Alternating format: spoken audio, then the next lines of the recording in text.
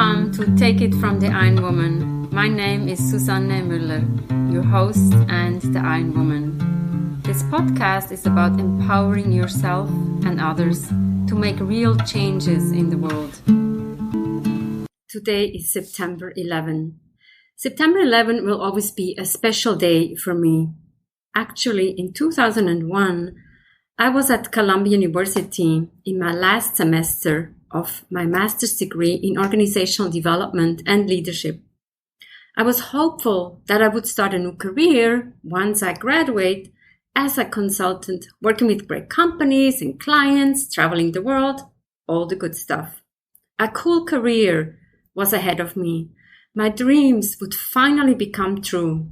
I had been working hard for that moment, working for the airline, working for the Swiss government, for the United Nations, and then taking a risk to go to graduate school to get my master's degree, a dream to become true. Then, Tuesday morning, a very bright, sunny, clear morning, a fall morning, 8:48. I still remember that time. I will never forget that. I was on the phone with my mom because usually I call her up on a weekend, but it seemed like I was not available to do so. So it was Tuesday when I called her, and I still had the TV going before I went to work. I saw there was some smoke on one of the World Trade buildings. I said to her, I have to go to work now. Don't worry. I'm sure everything will be fine.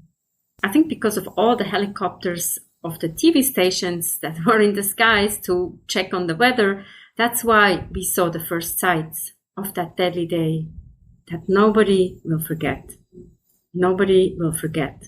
After that, I packed my stuff and I went to get my coffee at the coffee shop and told the lady that something happened at the World Trade Center, but I didn't know what it was.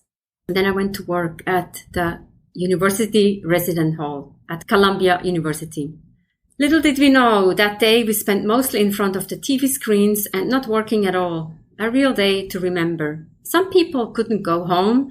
We had to accommodate them. We had to organize mattresses and just talking to our loved ones that we were okay, The world stood still. The world stood still. A day to remember. And on top of that, Tuesday evenings would have been my running class. This was cancelled for the first time ever. Nobody was running in Central Park. The world stood still.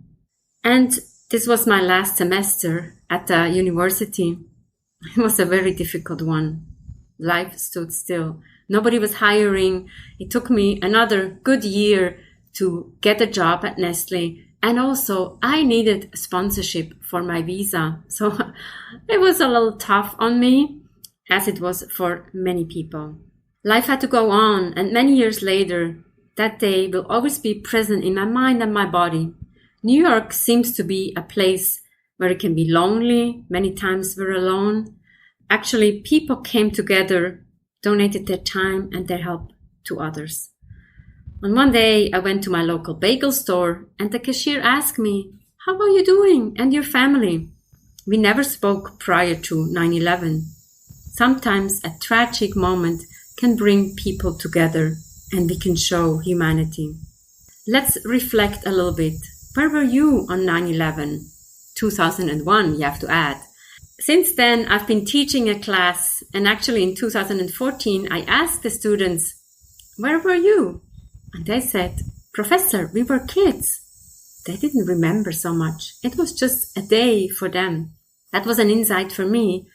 Whatever is relevant for me might not be relevant for others. This is very important when I make a presentation. Meet the people where they are. This is a special day for me, but they were toddlers. For them it was a day where they played and probably their parents did not want them to watch TV and see all what's happening. So what was the learning and the reflection? Provide relevant information and parallels that all can understand. And other reflections that I like to invite you is, what about my podcast? I have started in October 2019. This has been a long stretch of meeting many interesting people. What is your favorite podcast? out of the many 380 plus at the moment.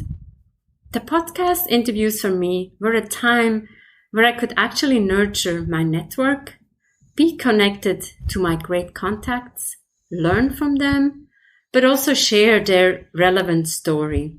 It has helped me to get through the pandemic and learn from different places around the world, different people. We have episodes from all continents on the globe. I'm actually working on a guest who's working in the Antarctica. So let's wait until she's coming, and then we have an episode in all continents. Who has that? And furthermore, we have multiple languages. English mainly, German, Swiss German, Spanish and French.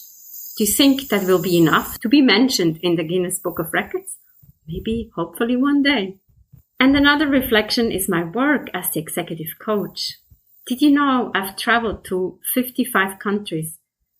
But I also have worked with leaders from 60 different cultures thanks to technology. If you ever want coaching, learning about what my coaching is, coaching for one-on-one or groups is available. Reach out. This is what I've been doing for the past 12 years, working with people from around the world. Reach out. We can schedule a coaching session. Where have you been September 11? What is your reflection? Pause here. Think of what is important to you. What can you tell other people or find commonalities with other people? Thank you so much for your support all the time. We're very happy to have you. Connect with us on all the social media channels. Let's keep going. We're almost at 400. Who will be the 400th guest? If you have a special guest that should be featured, reach out to me. Why not? Let's share their story. Take it from the Ironwoman. We have episodes every Monday. Chime in. You can learn from others from around the world in different languages. And Take It from the Ironwoman is also the book Global Business Coaching with Sports Parallels. Download it or get it as a real book in your local bookstore. Support small business owners and female business owners. Thank you and see you next time. Bye-bye. Be well.